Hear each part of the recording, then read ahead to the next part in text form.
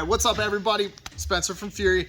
I want to talk really quick about protection of machines, more specifically skid plates and why we do them. So here's a machine that does not have a skid plate. Actually, it's a factory skid plate, and it's one of my favorite things that customers say is, oh no, it's okay, my machine had a skid plate from factory. So all of these points that I'm touching right now are actually the frame. So you can see this factory skid plate does a really good job about protecting the tunnel, and that's about it.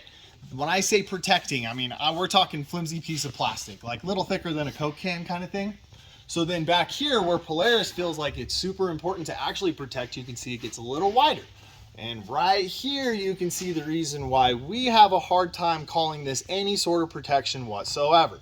So obviously damaged, obviously cracked, there's a hole obviously in the transmission, which is why all this fluid's all over the place. So what do we do about it?